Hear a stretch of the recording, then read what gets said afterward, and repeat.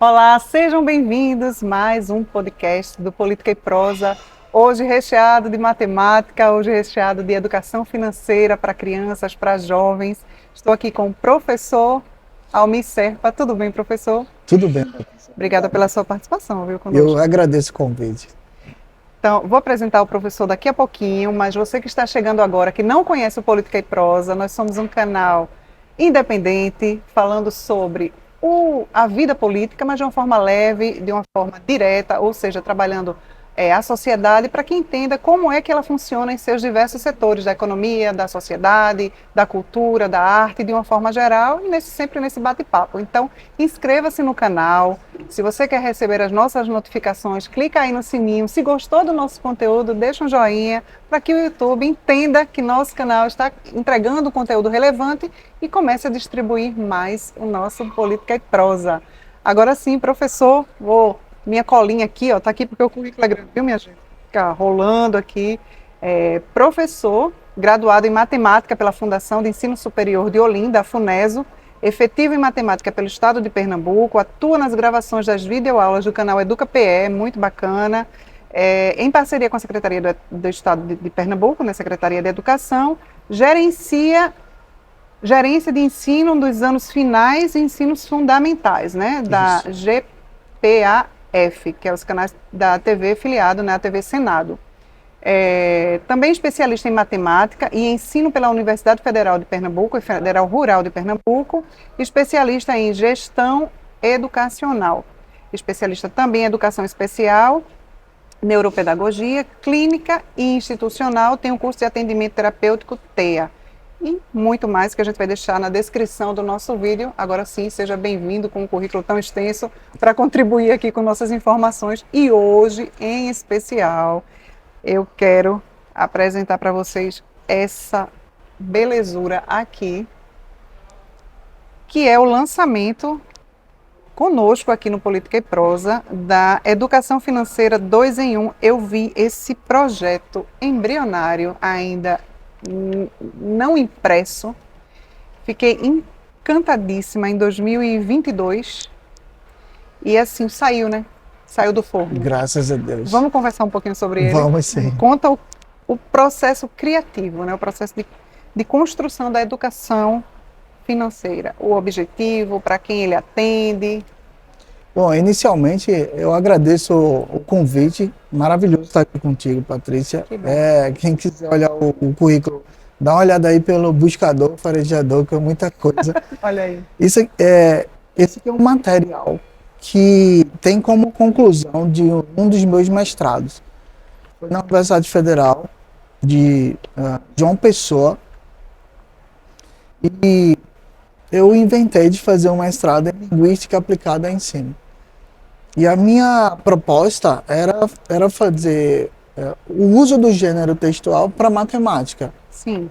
Então, ao final do mestrado, lá em 2009, eu já tinha uma ideia de como que se alinha a ideia do gênero textual ao ensino da matemática.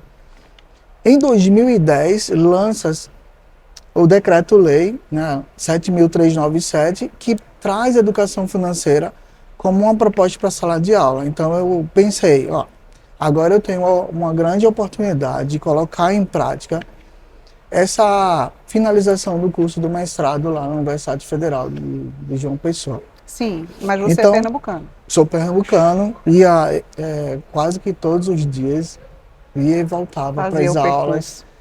E foi maravilhoso aprender sobre isso. Então, essa aqui é uma finalização de um curso estrito sensu. A ideia da educação financeira veio logo em seguida com a lei. Então, eu pensei, vou fazer o roteiro, vou começar a escrever o roteiro, mas pensando nos personagens. Então, os personagens são meus filhos, sobrinhos, sim, eu e uma ex-namorada, que é a Carol, que ela é psicóloga, na verdade. Sim. E aqui ela está como professora de matemática, eu estou como professor de ciência. Perfeito. Porque e as ilustrações são do Rafael Sam. Rafael, né? Sam. Muito bom. E nos ajudou bastante. Fez essa ideia que é a cara da educação financeira, que é o cofrinho, né? Uhum. O porquinho para que se guarde. uma das coisas que mais chamou a atenção, que as pessoas nos perguntam por que 2 em 1, Sim. que faz alusão às promoções. A educação para financeira você, está sempre entendi. ligada às promoções. Compre dois, pague um, né? É isso?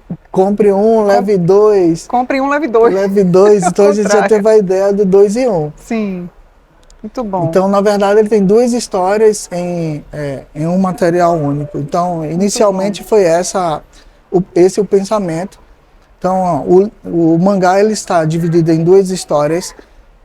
Dentro daquilo que a Decreto-Lei 7.397 traz, que são os eixos da educação financeira que servem para todas as escolas do Brasil, que nós utilizamos, que são planejamento, orçamento, poupança e consumo. Então, ele ainda tem a necessidade dos outros 2 eixos, que é poupança e consumo. Nós estamos na finalização desse projeto, que é a primeira etapa, não é fácil fazê-lo a várias mãos, mas sozinho. Verdade. Agora, o que é que despertou? Né? Eu sei que foi uma tese do mestrado, mas qual é a raiz? Né? O que é que despertou esse interesse pela educação financeira? Essa ideia foi maravilhosa. Primeira coisa é que na história do nosso país nós não temos investimentos na área educacional que vise... Qual a função da escola? É preparar o indivíduo para o mercado de trabalho e viver em sociedade. E qual o resquício que nós temos de 1500? É que todos que aqui estão são formados em ensino médio, anos finais do ensino fundamental, mas dentro da sua grade curricular não se discute como lidar com o dinheiro. Empreendedorismo, finanças, investimento financeiro, ainda é o mercado industrial, né? É a ideia industrial de que você vai trabalhar de forma organizada, sistematizada, né, numa rotina para atender a indústria, para atender o mercado de trabalho, não seu mercado, né? Não isso. E é justamente isso que a gente estava conversando. Se a escola prepara para ser médico, esse médico vai lidar com dinheiro. Se prepara para ser engenheiro, esse engenheiro precisa lidar com dinheiro. Qualquer atividade, você tem que lidar com dinheiro e é uma grande dificuldade nisso. Verdade. Antes da gente começar o podcast, a gente conversou muito aqui, que poderia ter gravado o podcast inteiro. É verdade. E você falou, né, que quantos profissionais que são de sucesso em suas áreas, mas um desastre, né, na sua vida financeira. Que continuam devendo absurdamente e não conseguem... às vezes sair das dívidas porque não teve isso na base, na estrutura. E olha, Almir, eu vou te falar, e às vezes não é nem não por maldade, ninguém quer dever, ninguém quer ficar ruim financeiramente. Eu acho que todo mundo, não vou dizer você, mas acho que uma boa parte da população já passou por altos e baixos. Sim. E muitas vezes a gente fica se questionando, por que, né? Eu fazia tudo tão certinho, mas o que é o certinho? Eu vou dar um exemplo na prática, né? Até 2020 eu fazia muitas feiras no mercado.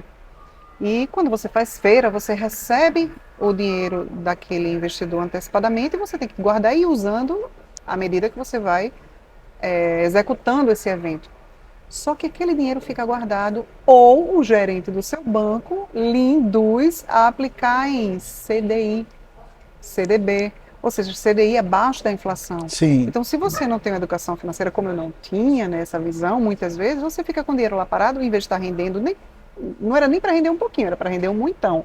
Mas ele está não rendendo e ficando negativo. Isso. Então, é a educação que nós não temos, né, ao longo dessa trajetória. Fazer o dinheiro trabalhar para mim. Sim. Eu acho que essa é a base que a gente precisa levar para a escola de uma forma muito prática. Não é só entender a história do dinheiro e entender que quando eu faço um empréstimo, esse dinheiro ao longo do tempo ele se desvaloriza. Sim. E eu preciso pagar os juros por causa disso. É uma compensatória. Então o dinheiro investido ele precisa dar retorno sem que você precise o tempo todo mexer nele. Sim. A educação financeira vai fazer você pensar que você pode ter tudo na vida se você se planejar. Se você orçar o que você tem para o teu futuro, pensando no amanhã, mas não guardando para gastar depois. Esse é o maior erro das pessoas. Eu vou guardar para gastar depois. Não. É investir fazendo o dinheiro gerar o próprio dinheiro para você. Deixa eu fazer uma pergunta bem técnica aqui, para que se você pode nos explicar. Com uma base nacional, né, comum curricular, o BNCC, e o currículo de Pernambuco, já que estamos em Pernambuco, vamos falar daqui, incorporam a educação financeira para a criança? E em que pontos específicos isso se conecta ao ensino da matemática, né? Como percentuagem, por exemplo, porcentagem. Perfeito. Os dois currículos, a Base Nacional Comum Curricular, ela já foi pensada lá no Plano Nacional da Educação em 2014, forçada desse Decreto-Lei 7.397, para se implementar numa base curricular comum. Então, pensam-se em inserir, mas qual seria a disciplina que iria ter como guia e absorver esse conhecimento? É óbvio que o professor de matemática ele tem uma grande função quando ele está ensinando porcentagem, alinhar o ensino de porcentagem e a educação financeira. É o que já os usar dois, na prática, né? Já Como é que ele pode usar os cases, né, os exemplos? Isso. Inicia no 4º ano dos anos iniciais, o ensino de porcentagem já se solicita que, embora as coleções de educação financeira que estão no mercado, as coleções didáticas, elas coloquem do 1º ao 5º, mas pelo documento oficial, 4º e 5º anos nos anos iniciais, ensino da porcentagem pensando. Porcentagem é o assunto de matemática que está concomitantemente fazendo essa ponte entre a educação financeira e o ensino da matemática. Mas não na prática, eu acho que é muito raso ainda, não é? Sim. Eu preciso mais que isso. É necessário que o professor, não só de matemática, mas que os demais, por exemplo, eu vou te dar uma ideia do que nós pensamos hoje com a educação indígena quilombola. Sim. Eles não estão totalmente preocupados com o dinheiro. O recurso que tem muito mais valor para eles são os recursos do próprio planeta, a água, o ecossistema, porque eles ainda sobrevivem de sua cultura. Então, se você for discutir educação financeira com voltado para o étnico-racial, eles vão dar preferência ao ecossistema. Porque eles vão dizer, eu quero uma água de qualidade, eu quero que a minha vegetação continue verde para que eu possa caçar, mandioca, plantar, exatamente isso. Isso para eles é muito mais importante. O elemento que deveria ser retirado como estudo são aqueles dentro da realidade que ele está apresentando. E que a educação financeira trata como insumo. Então ela não trata só do dinheiro. O professor de matemática tem a função de fazer essa ponte da porcentagem e os eixos integradores da educação financeira. O professor de ciência tem a obrigação de mostrar a educação financeira nos recursos que nós temos. Para vocês terem uma ideia, nós tínhamos 11 tipos de água no mundo, hoje só temos 10. O próprio professor de história. O professor de história pode trazer todo o contexto histórico, né, de como era. Não é só falar, antes era escambo, hoje... Não, é o contexto histórico. Inclusive existe o escambo ainda, online. Se você pesquisar escambo online, ele existe. E pesquisa aí, você vai ver. E você tocou num assunto maravilhoso. Vou te falar, o professor de História e de Arte ao mesmo tempo. Sim. O quadro de Van Gogh, chamado Os Comedores de Batata, de 1885. Sim. Eles tratam de uma realidade francesa em que a França passa por um período de fome muito pesado. E nós temos hoje os combos de refrigerante, batata e hambúrguer, também resquício desse momento. Porque só restou batata, que é um tubérculo que resiste à seca e à falta de água. E foi o único tubérculo, o único alimento que sobreviveu a esse período de fome. Então, na época, para não se repetir só batata cozida, aí vieram as demais receitas. Torta de batata, batata recheada, e começaram a ter ecleticidade por causa da necessidade da fome. Isso volta em 1937, durante a quebra da balança comercial. Ou seja, está tudo na história. Tudo na história, você vai... História, na geografia, na ciência, na matemática, então você realmente tem que trazer para uma realidade mais... Né? E eu sinto isso muito, muito fraco ainda nas escolas, né? Tanto que ainda todo modelo é voltado para o mercado de trabalho. Fala-se superficialmente, mas muito... Não é profundo, não tem aquele aprofundamento. Eu vou em outra pergunta técnica aqui. Até já respondeu um pouquinho, mas eu queria bater o martelo nela. A legislação por meio desses decretos, né, que foi o 7.397, de 2010, e o 10.393, de 2020. Isso.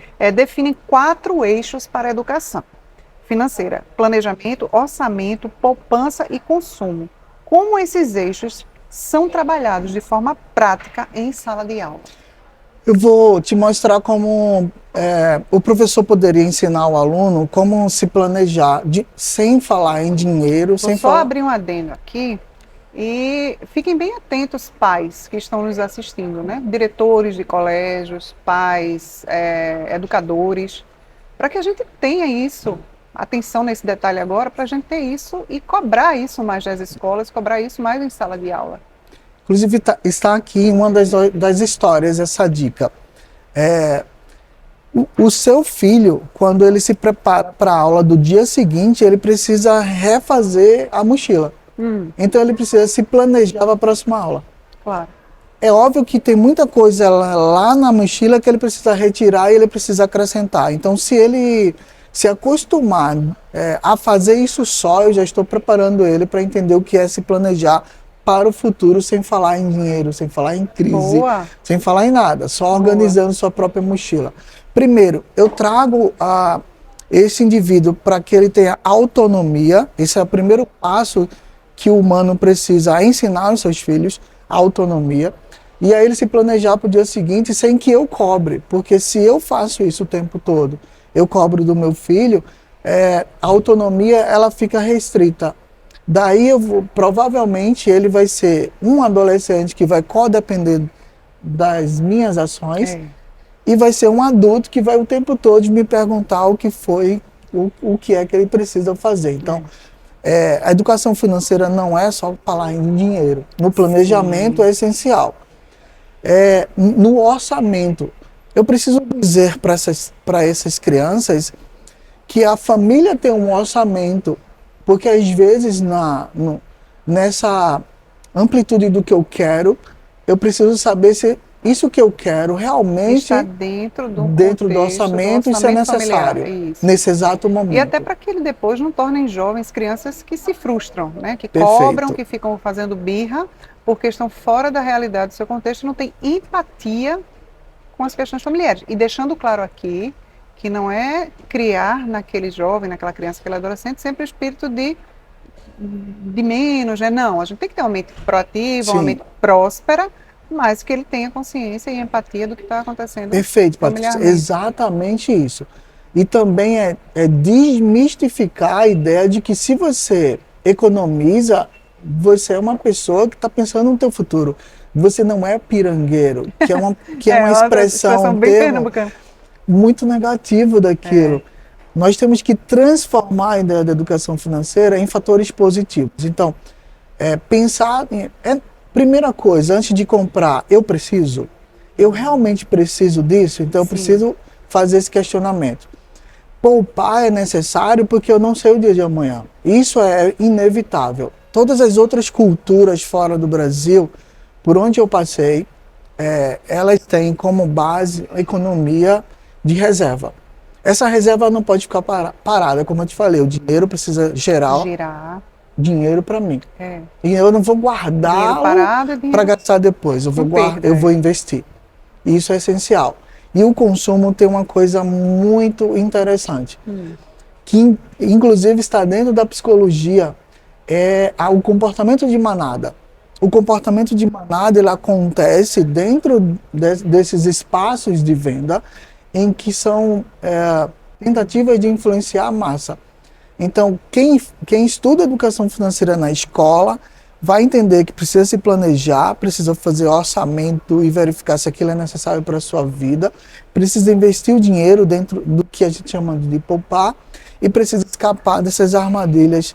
Então você falou uma coisa assim que agora eu lembrei, né? Assim, vamos falar da Bolsa de Valores. No mundo, eles são bem propositivos nessas questões do comportamento de manada. Às vezes, quando uma bolsa cai, aí começa aquela enxurrada, né, de retirada de dinheiro no mercado.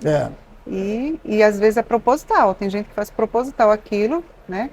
Tem até histórias assim que envolvem grandes personalidades que fizeram propositalmente uma queda de uma bolsa para poder ter esse efeito de manada para depois lá na frente comprar e se beneficiar E ter o e monopólio. depois ter o monopólio porque vai crescer, né? Vai subir, ela vai chegar num ponto que ela para e depois ela sobe. Perfeito. Isso não acontece no Japão. Se você pegar as informações atuais do Japão, lá existe a deflação, porque a população é consciente.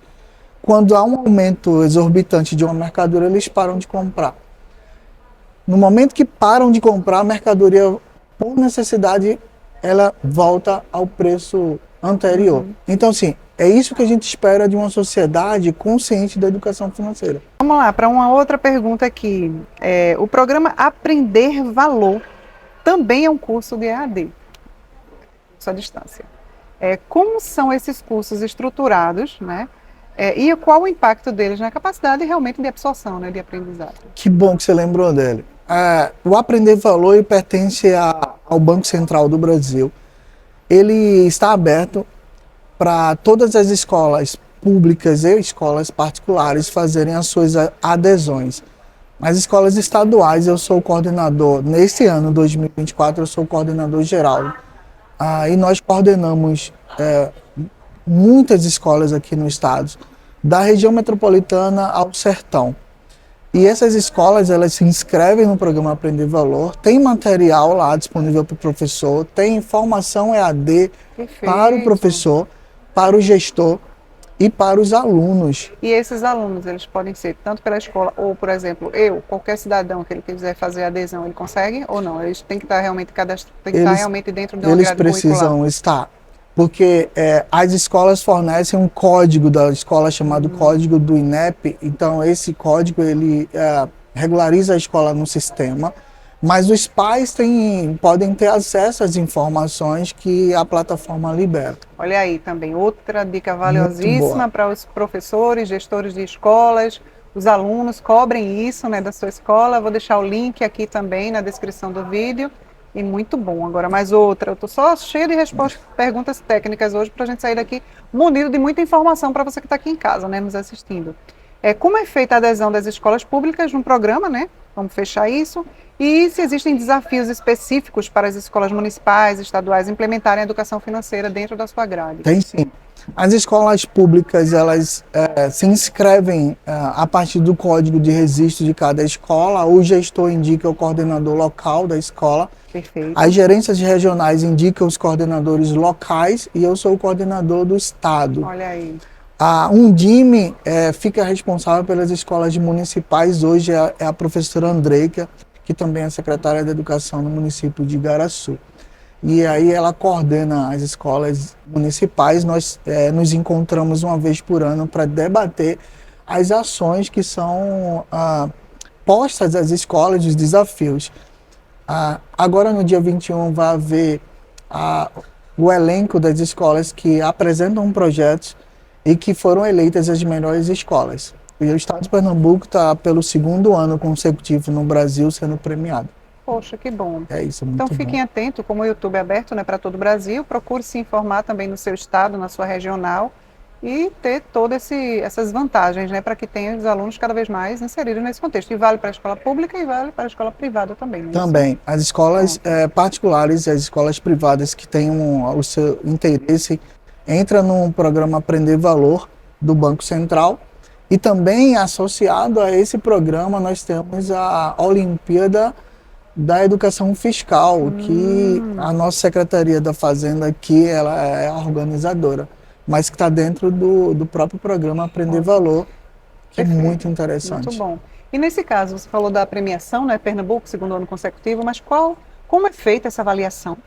Quais são os critérios e quais são as premiações, né? É muito interessante. A escola que foi premiada é uma escola indígena no município de Floresta, e ela foi premiada porque ela aceitou todos os componentes da escola, fizeram os cursos da plataforma Aprender Valor, a coordenação junto com os professores colocaram em prática os materiais que estão disponíveis em PDF lá online, mas que eles conseguiram colocar em prática, e o retorno da escola foi criar ações no chão da escola para replicar a aprendizagem. Então, essa escola indígena, ela replicou muitas das ações, deram resultados, e nós temos, por exemplo, uma das grandes ações da escola foi criar uma peça teatral ensinando as crianças, a partir de uma história real, como evitar gastos ou como que pode fazer uma compra de um celular, que é algo muito comum nos jovens de hoje. Sim. Sem falar que também surgiram algumas publicações. Eles também fizeram poesias sobre o programa para poder interagir. Tanto muito a literatura, bom. A arte, matemática, a linguagem, foi muito tudo interessante. Muito bom, muito bom. E em sua opinião, quais são os principais desafios, os principais benefícios, né, que a educação financeira traz na vida das crianças, dos jovens e da sociedade em geral? Para mim, que sou autor de livros que falam sobre educação financeira, que sou co-participante do Aprender Valor, da educação fiscal no estado de Pernambuco, o que nós desejamos é que todos os estudantes tenham acesso a essas informações, que os professores consigam abraçar a ideia e pensem que eles estão formando cidadãos que vão lidar com dinheiro, que vão lidar com planejamento, orçamento, poupança e consumo ao longo da vida. Coisas que eu acho que você não teve. Acho que e que nossa geração... É uma mudança. É uma mudança de paradigma que o Brasil precisa abraçar e levar a sério, porque a educação financeira é preparar os nossos jovens a lidar com as novas gerações, que não são as nossas demais, mas que precisam muito desse olhar da educação financeira. Eu acho muito importante. Muito bem. Meu sonho muito é que bem embasado, todas as escolas pudessem acessar a plataforma, terem seus professores formados e colocassem em prática a necessidade deles. Perfeito. Agora, ainda falando em Pernambuco, a Secretaria da Fazenda, né, a Cefaz, ela também apoia a educação financeira, oferecendo cursos sobre educação fiscal. Olha, isso é muito bom para professores, muito bom. Coordenadores e gestores escolares, além de promover a Olimpíada Educacional Fiscal. Eu achei isso fantástico. Como essa Olimpíada e cursos, né, eles complementam um programa global de educação financeira. Patrícia, é muito interessante, porque é um questionamento que eu me fazia há muito tempo atrás. Quando você compra algo e pede a nota fiscal, é óbvio que parte do teu dinheiro ele deve voltar como ações públicas. Isso fica claro no QR Code, naquele quadradinho preto e branco que sai na nota fiscal. Se você apontar o seu celular para aquele quadradinho, você sabe quanto do que você gastou que volta para os impostos. Só que, quais são esses impostos? E onde estão sendo aplicados? Sim. Então, torna o cidadão mais consciente do seu dinheiro investido no próprio estado. Agora vamos para uma pergunta que não está, né, no nosso script, a gente vai conversar um pouquinho dela, que acho que é um pouquinho mais, vamos dizer assim, vamos cutucar a onça com uma vara bem curta. Estamos às vias de aprovar o DREX, né? Que a partir de janeiro está aí na portinha batendo, que é a moeda digital brasileira. Sim. Aí quando você fala assim, nesse percurso fiscal que o imposto vai seguir, teoricamente, nesse aspecto, o DREX seria bom. Nesse aspecto, né? Sim. Porque ele vai fazer o acompanhamento de onde esse recurso está sendo usado. Por exemplo, eu estou pagando imposto sobre um livro. Né? Peguei um livro qualquer aqui. Então está aqui, seu livro. Vou usar o seu livro, né? Então, esse livro, ele tem a carga tributária. Sim. Para onde foi aquele dinheiro e o que foi aplicado naquele dinheiro.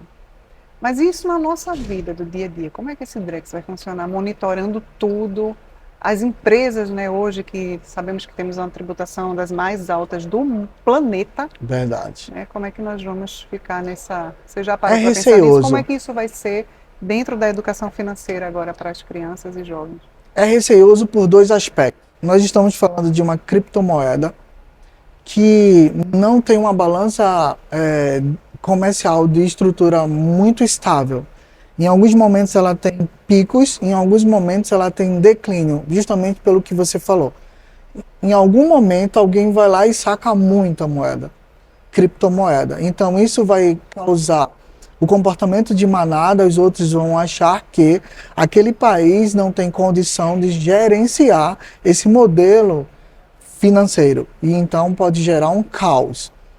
A história da criptomoeda, para quem queira, ela está livre aí, e seria um capítulo à parte. Outro programa, a gente já está convidado para a gente conversar. Um capítulo à parte. Mas nós temos receios. Por quê?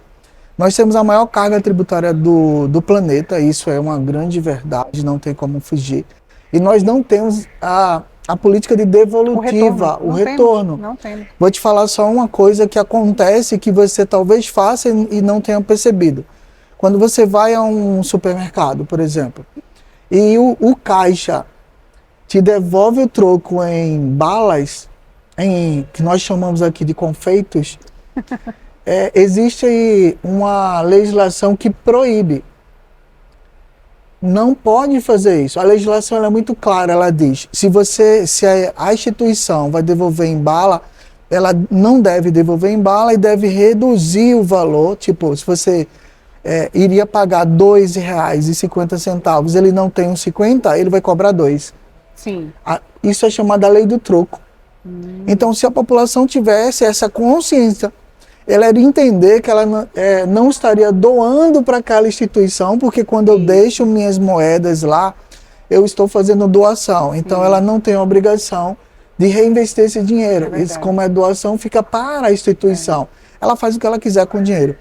E, pasmem vocês, tem instituições que recebem R$600 mil mensais.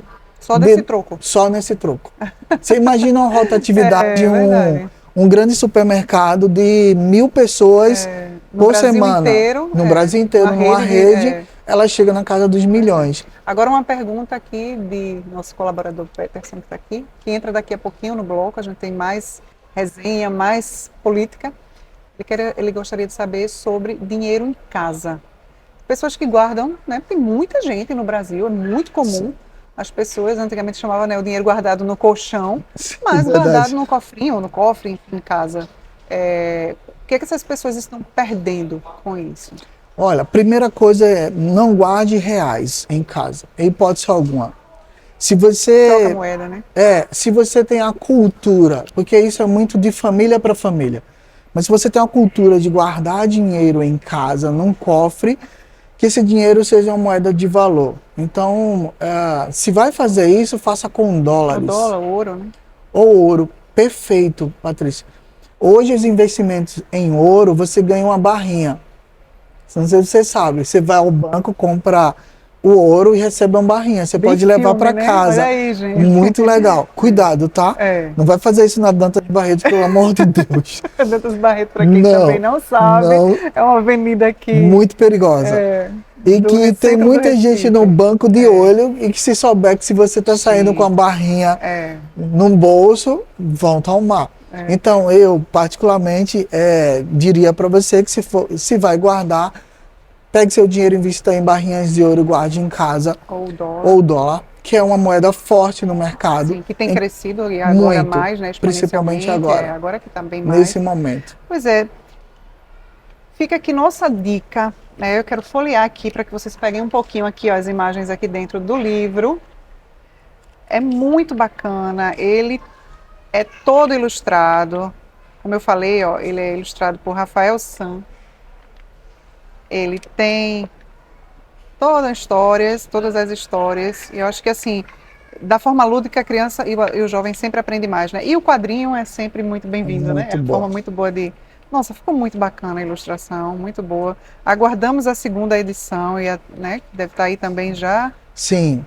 Na agulha. Eu vou aproveitar para falar um pouco desse preto e branco dele, para você entender. O projeto foi pensado assim, ele é preto e branco aqui para divulgação e para crianças com TDAH. Crianças com TEA, com espectro autista, ele é colorido. Então ele tem duas versões. Ah, é? Ele é tamanho A4 porque crianças com baixa visão não têm dificuldade para ler. Então foi pensado também para que ele seja inclusivo.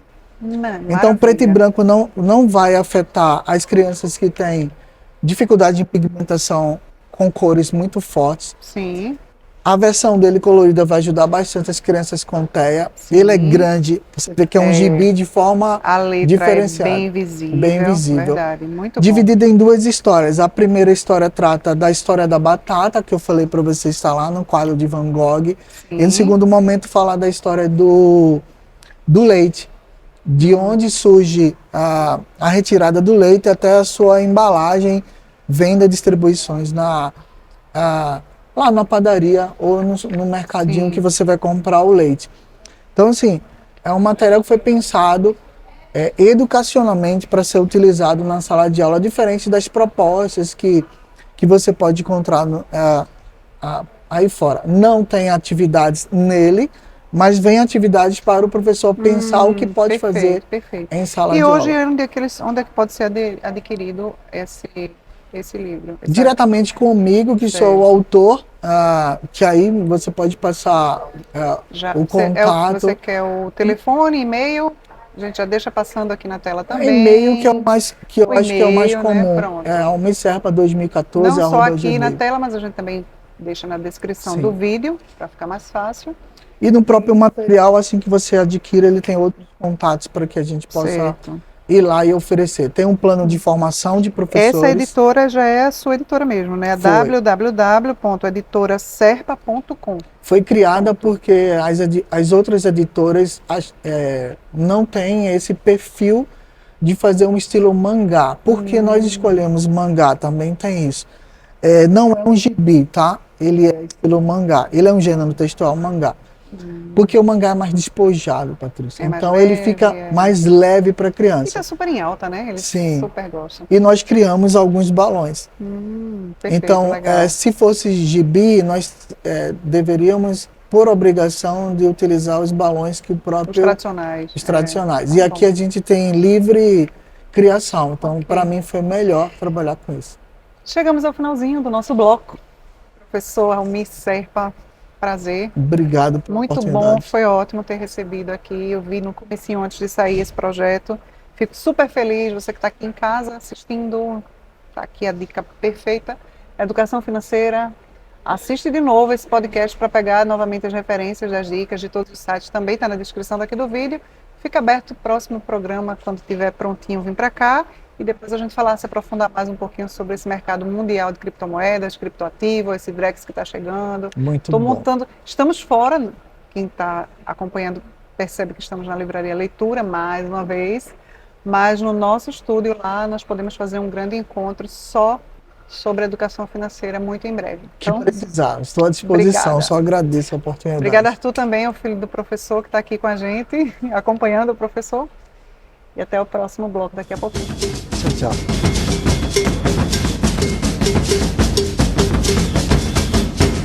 Estamos de volta, Política e Prosa da Livraria Leitura, e agora com meu amigo, colaborador, parceiro aqui no Política e Prosa, Peterson Stangl. Olá, pessoal. Tudo bem? Tudo jóia. O mundo está pegando fogo, não é, Peterson? Está sim. Muitas mudanças, não tivemos a oportunidade de falar, mas a vitória de Trump, agora essa nomeação do Elon Musk, né, também, para participação do Doge, governo. né? Doge. Exatamente. No Brasil também, grandes mudanças aí em votação, mas acredito que não vai vingar, que é essa proposta do 6-por-1, bem problemática, né? Então, é caso para um programa inteiro falando sobre isso. Sim. Mas estamos aqui falando sobre política e política da contemporaneidade, com um livro escrito há quantos anos? Bem, de 45, né? 79 anos. 79 anos, e poderia ser dito que do é nosso para amigo hoje. Eric Blair, mais conhecido como George Orwell. Exatamente. Nós fizemos a resenha, conversamos, né, sobre o 1984. Sim. Ficamos devendo o chamado famoso aqui, né, A Revolução. Sim. E assim, a o título dos bichos, né? Que o título original é o Animal Farm, né? E tem algumas tiragens aqui brasileiras que é Fazenda dos Bichos ou é Revolução dos Bichos, né? Sim. E esse livro, a resenha dele, o escopo principal é que parte de uma fábula, né? Uma fábula política, escrita. E é uma crítica sobre a alegoria do totalitarismo, né? Que o autor representou como fosse o regime soviético, né, de receio soviético. Então, eu acho que ele tentou explicar como fosse na fazenda, numa granja, né? Sim. A granja solar lá do Sr. Jones, né? E assim, engraçado que os personagens são alegoria vamos dizer, dos líderes soviéticos da época da Revolução, né, de 1917. E Que se você trouxer para uma realidade hoje, você vai conseguir encontrar esses atores sim, justamente. numa sociedade atual, E, né? Em vários cenários. também, assim como 1984, né, que a gente não sabe, que assim, esse livro é como fosse para além, ad eterno, ad eternidade, né? Sempre, Sim. que eu acho que acredito eu que cada regime, cada época política, você pode ver isso daí e aplicar É, como ele via naquela época, né? verdade. Deixa eu mostrar a capa aqui. Essa edição é a que eu gosto mais. Essa é a sua. Isso. Essa é a edição. Mas aqui na livraria nós temos Tem algumas. essa edição. Tem essa edição e tem só não tem a outras. capa dura, né? Eu preferi a capa dura. Sim. Ela tem uma diagramação muito boa. Está muito bem E diagramado. edição, depois eu vou pedir para pegar uns takes aqui, para a gente mostrar direitinho esse livro. Na prática, né, vamos conversar um pouquinho sobre essa história. Né? Na prática, como o Peterson falou, ela acontece numa granja, Sim. onde viviam esses bichos da fazenda, porco, galinha, Sim. ganso, cavalo, Sim. burro. Né? Patrícia, e assim, é o porco major lá, né, que vamos dizer era o porco barrão, né, aquele, vamos dizer, o mais idoso. Ele disse que teve um sonho, acordou assim, teve um sonho e o verdadeiro pensamento marxista, né, tanto que comparava esse porco major como fosse a Karl Marx e a Lenin, né, Sim. que ele teve um sonho, aquela de uma sociedade ideal para todos, todo mundo igualitário, e pregou, vamos dizer, para os animais lá que os humanos eram os vilões. Os repressores. Isso, que os humanos nada produziam, era sempre se aproveitando dos animais, certo? E aí foi destrinchando, o porco barrão morre, né? Falei agora, fugiu o nome do porco. Deixa eu dar minha frente. O major morre e logo quem assume é o Napoleão, né? Que era o colado a ele, né?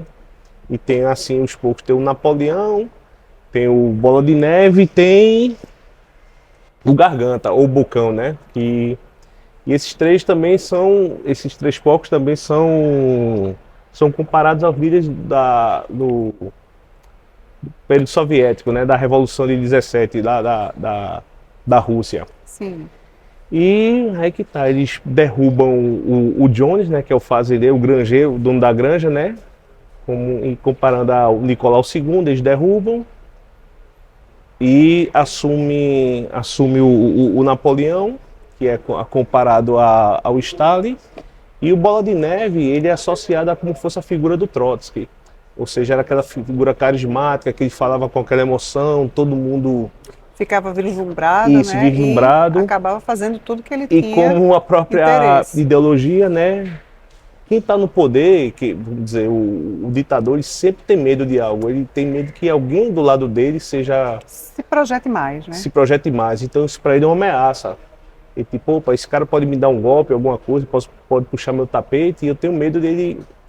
E na história da União Soviética tem vários, que eu não me lembro agora, mas tem vários casos que Stalin mandou perseguir e executar, isso. Os seus aliados. E isso. Não era nem os seus tem até aquela parte, inimigos, eram isso, tem seus até aquela aliados. parte da foto, né? Ele tirava uma foto e quando vai eliminando, ele tirava daquela foto, ou seja, reescrevendo a história, né? Exato. Assim como Orwell. Isso. E isso é muito sério, né? isso. E aí nesse caso ele também consegue, né, expulsar o fazendeiro. Nessa revolução eles conseguem expulsar. O porco tomam conta da fazenda, isso, né? Assumem todo o porco Napoleão junto com o Trotsky, o Trotsky é como eu posso falar, é o Bola de Neve. assumiram e tomaram conta, né? Fizeram as leis, as 7 leis. Fizeram um hino, uma música que hino eles ficavam repetindo que é como diariamente. fosse a Internacional Comunista, É, é o ficava luxo da repetindo. Inglaterra. Isso. Eles cantavam e, como é que eu posso falar? E todo o pensamento começou a ser em torno daquelas normas e daquelas leis. Sim, Só que chega um momento, como em todo lugar, que sim. todo ser humano tem seu pensamento individual e você começa a querer pensar diferente, fora da caixa, aí você já não atende ao sistema. Isso. E engraçado que, assim, eu não me lembro de todas as 7 de cabeça, mas sei que a última é que todos os animais são iguais. Assim, nunca questionar as ordens dos animais, os animais são amigos. Coloca os humanos sempre como os inimigos, como a gente vê hoje, sempre faz um espantalho de alguém. E tipo assim, 2 pernas, inimigo, 4 pernas e com asas são amigos. Mas até isso aí eles não têm. Eles se perdem nisso daí. Aí diz assim, não, aí como fosse a regalinha, não, mas eu tenho 2 pernas, e aí, O sou ganso, inimigo, a então galinha, exato. eles ficam, mas você tem asa, então fica nisso, né? É. Então é para você ver que não tem muito, assim como o próprio, Isso. assim Quer como pegar? Eu estou esperando, desculpa. Eu estou contando tempo para ficar melhor para cortar depois. tá, Mas não vai fazer nenhum take dele fechadinho aí, do livro mesmo, não? Porque até como ele Tem tá. uma capa ali melhor desse livro. Mas deixa beleza. Eu fazer. Eu ia fazer igual da outra vez. Não, tranquilo. Porque enquanto ele tá falando, né, ele já podia pegar uns takezinhos dele de frente. Pode continuar. E como é que eu posso falar? Agora me perdi. No caso, se nós fôssemos trazer isso para a realidade hoje, nós teríamos inúmeras referências. Sim. Inúmeras referências. Por exemplo, tem no final do livro, que só adiantando um pouquinho, que eles mesmos passam por cima das leis deles, né? A gente vê muito isso que está acontecendo hoje no nosso judiciário, de alguém do mundo, da juristocracia, que eles ninguém segue a lei, ou seja, o que convém para eles, eles mexem na lei. É como você estivesse jogando futebol e no decorrer do jogo ele vai inventando alguma falta, alguma coisa que favoreça. Isso é muito sério, né? A gente trazendo Isso. isso para a realidade, como você falou, no nosso judiciário, Sim, quantas coisas têm acontecido, né? justamente. O próprio, conversamos hoje sobre educação financeira, o próprio FGTS, né, é uma prova viva de quantas vezes ele foi mudado ao longo do caminho, mexido na regra do jogo. Justamente. E mesmo que você tenha contribuído lá atrás, você perde. Justamente. Não conta nem assim, não, daqui para frente assim, não, conta todo Justamente. o processo, muda tudo, né? Isso. E muda a lei de prisão de pessoas, e muda a lei de cerceamento, enfim, de tudo mais. Isso é muito sério. Justamente. Uma das coisas mais recentes que eu posso dizer, já que estamos nessa semana, que infelizmente não vamos falar hoje, mas assim eu vou deixar aqui uma resenha para a gente conversar, sobre essa questão do 6x1, é uma lei que não foi pensada nas empresas e nem no próprio trabalhador. Porque se você tira um dia de trabalho e sabendo que 80% de nossas empresas são micro e pequenas empresas, né, chegando à média, imagina quanto isso não oneraria na carga tributária. Pois é, Patrícia. E aí o que é que acontece, que eu puxo até para o livro, Peterson, é a demonização do empresário. Sim, que Jogar o trabalhador contra o empresário. Justamente. E quem não aprova porque está a favor do empresário, porque sabe que vai quebrar a economia, vira vilão também. Isso. Inclusive, os próprios porcos, quando assumem, né, quando estão no poder lá, o que eles criticavam, vamos dizer, do Sr. Jones, eles acabam fazendo. Vamos dizer, por exemplo, basta um feriado prolongado que a gente quer, por exemplo, carnaval, vem uma Semana Santa. E nós temos feriados, viu? Nós temos muitos feriados. Agora em novembro é que tá cheio, né? Vai ter, já tem dia 2, dia 15, não sei se dia 20 vai ter, né? Então, pra gente que tem negócio, porque a gente paga o salário com o que a gente gera, né? Como é que a gente vai gerar se a gente não vai gerar alguma renda, alguma energia, se a gente está parado. Exato. Então, para a gente que é o empresário que faz, que é malvadão, para a gente quebra, né? É. E a gente quebrando, infelizmente, isso é uma engrenagem, quebra eles também. Lógico, é o primeiro que vai Isso. sentir. Se a maioria das empresas são Não se sustenta. 80% pequenas, micro, pequenas e médias, Justamente não se sustenta. o CLT vai para água abaixo, vai ser a Isso. primeira demissão em massa Isso. e tudo mais. Eu tenho outras edições aqui na livraria. Essa é a dele, Tome, devolvida. Essa aqui, eu adoro ela pelas diagramações, certo? Aqui tem dela também, só não tem a capa dura, né? Se eu não me engano.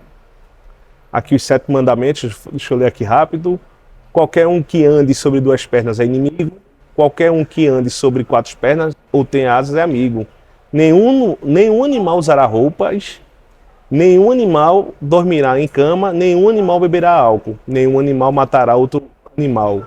Todos os animais são iguais. E no final diz Só que ao longo do caminho eles... uns são mais iguais que os outros, né? Que é até o tema da música do Engenheiro do Havaí, né? E passam a matar. Isso. Olha, aqui tem spoiler, viu, gente? Isso, Então, por isso. favor, leiam o livro. A gente não vai dar o final, nem vai dar do meio Essa pra versão que frente. você mostrou aí, mais pro finalzinho, que quando, vamos dizer, os porcos eles são tão proselitistas que no finalzinho, o outro do óculos... eu acho que tá lá Esse aqui atrás. tá lá atrás. Isso.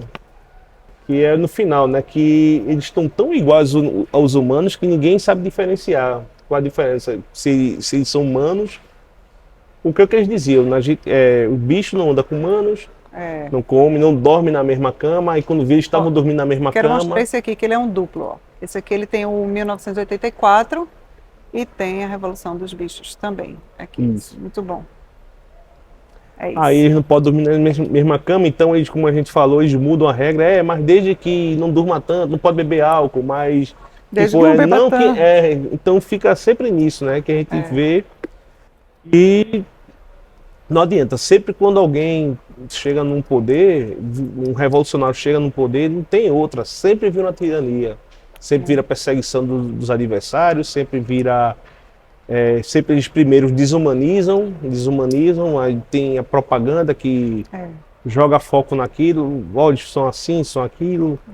Então, ao desumanizar, se por acaso algo acontecer, a pessoa está tão desumanizada que não vai ter impacto, comover não vai ter empatia. Eu estou muito população. preocupada com o que está acontecendo agora, também aproveitando para essa questão da desumanização. Sim.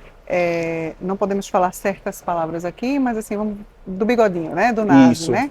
Mas, por exemplo, o que está acontecendo agora década de com 30. Israel, e aconteceu uma cena triste essa semana, que foi na Holanda, em Amsterdã, a caça aos judeus.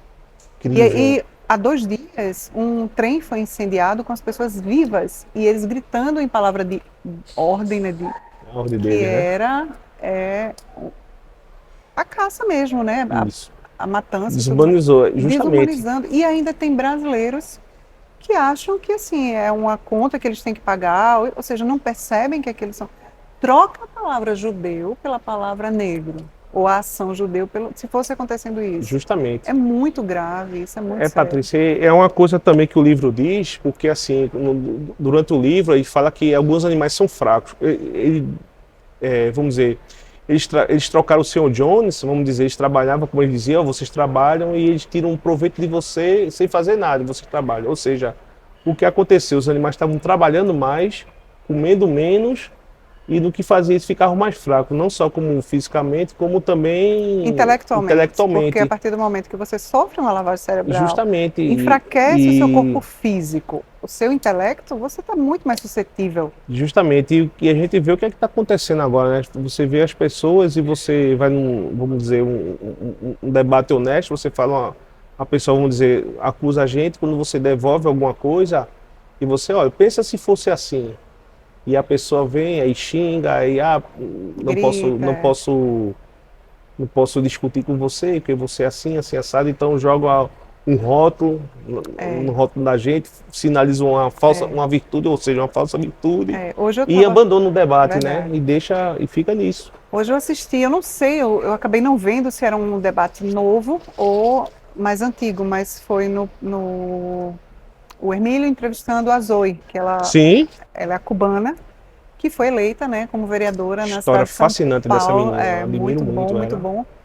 E aí ele falando, né, sobre essa questão de que na nossa época, na nossa geração, que eu acho que eu sou a geração dele, você também, Sim, nos intitularmos de direita era vergonhoso, a gente tinha vergonha porque estava atrelado sim, a à ditadura. ditadura e tudo mais.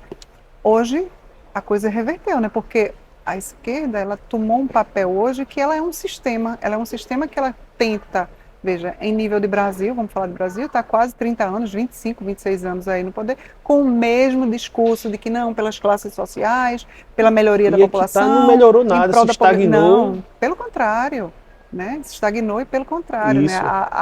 O círculo tá fechando para que seja cada vez menos direitos, menos liberdade de expressão, menos liberdade econômica, um Estado extremamente inchado, Sim. inflado.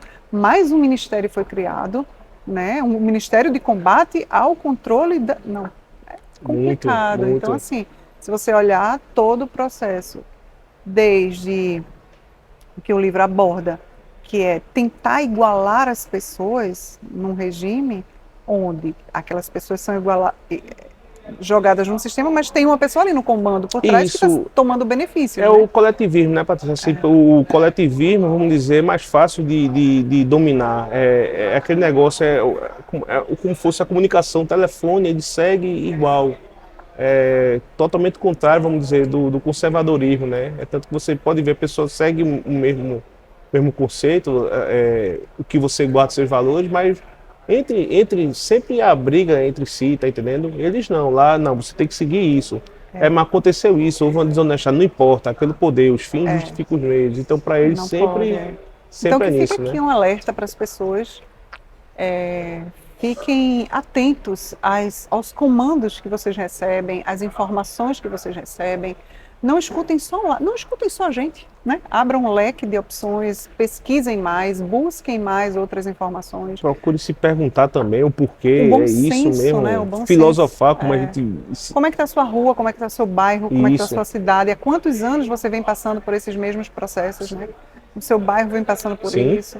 Será que compensa um salário mínimo desse? Uma pessoa consegue sobreviver com um salário mínimo desse num país riquíssimo como os nossos, como o Não nosso? consegue, mas infelizmente você sai, vamos dizer, você vai fazer, sai com alguém, sai com um filho, alguma coisa, você chega, incrível, você não gasta menos de R$300, você sair, a Eu mulher acho e o super filho, engraçado quando eu vejo não consegue. youtuber, né? Um youtuber, alguém, Sim. algum humorista, quando ele abre a porta de casa e sobe uma moedinha, tlum, R$80. Aí quando você abre a porta do prédio, tlum, R$30. Ou seja, quando você saiu de casa e voltou, sem levar o filho, Sim. você gasta R$100. Sim. E é por aí. Peterson, mais uma vez, muito obrigada. Pô, Patrícia, eu que agradeço, é o maior prazer estar aqui. Quero dizer ao pessoal aqui que faça os 4C, né? Curta, comente, compartilhe e contribua para ajudar a gente, o trabalho da gente aqui, que é isso é aí. suave. Muito obrigada por a sua audiência. Participe sempre conosco. Se gostou desse conteúdo, como ele disse, deixe seu joinha para que possamos trazer mais conteúdos assim. E até a próxima semana, se Deus quiser, aqui com a gente no Política e Prosa. Tchau, tchau. Tchau, tchau, pessoal.